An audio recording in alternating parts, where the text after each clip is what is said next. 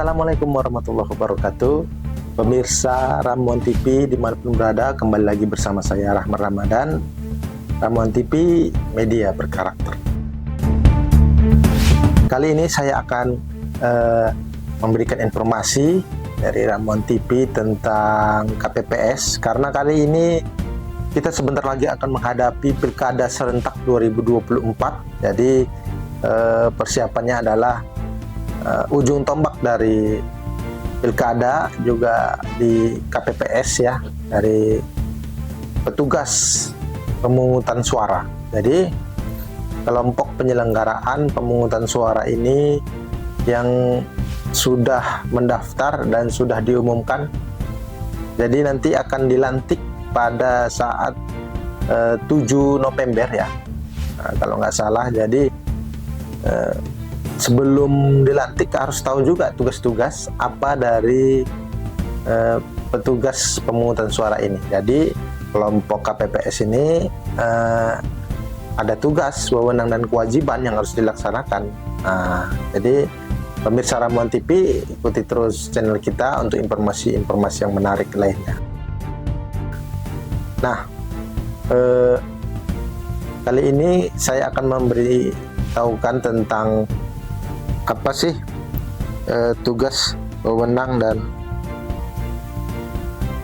kewajiban dari tugas KPPS. Nah, ada tugas-tugas dari KPPS, yaitu mengumumkan daftar pemilih tetap atau DPT di TPS, kemudian menyerahkan DPT kepada saksi peserta pemilu yang hadir dan pengawas TPS atau PTPS.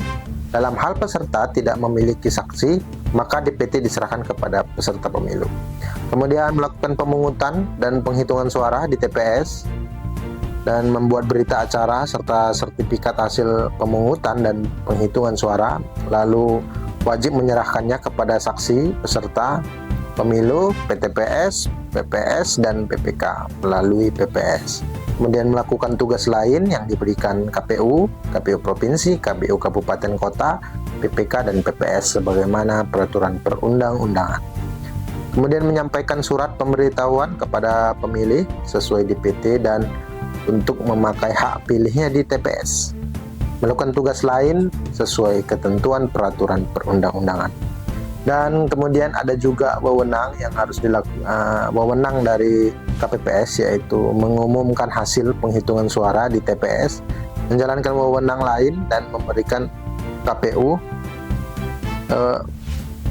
menjalankan wewenang lain yang diberikan KPU, KPU Provinsi, KPU Kabupaten Kota, PPK, dan PPS sesuai aturan perundang-undangan. Melakukan wewenang lain sebagaimana aturan perundang-undangan. Dan ada juga kewajiban dari KPPS, yaitu menempelkan DPT di TPS, menindaklanjuti dengan segera temuan dan laporan yang disampaikan saksi, PTPS, Panwaslu, kelurahan atau desa, peserta pemilu hingga masyarakat pada hari pemungutan suara. Kemudian mengamankan keutuhan kotak suara sehingga penghitungan suara setelah kotak suara disegel. Menyerahkan hasil penghitungan suara kepada PPS dan Panwaslu, kelurahan atau desa, dan menyerahkan kotak suara tersegel yang berisi surat suara dan sertifikat hasil penghitungan suara kepada PPK melalui PPS pada hari yang sama. Menjalankan kewajiban lain yang diberikan KPU, KPU Provinsi, KPU Kabupaten atau Kota, KPPK, dan PPS sesuai ketentuan perundang-undangan. Melaksanakan kewajiban lain sesuai ketentuan perundang-undangan. Itu tadi tugas-tugas, wewenang dan kewajiban sebagai KPPS. Dan untuk ini juga nggak kalah penting informasi, yaitu gaji ya, besaran gaji, yaitu besaran gaji untuk ketua merangkap anggota itu sesuai surat keputusan Kemenkyu itu Rp900.000, kemudian anggota KPPS itu Rp850.000, kemudian petugas keamanan atau Pemtipas itu adalah Rp650.000.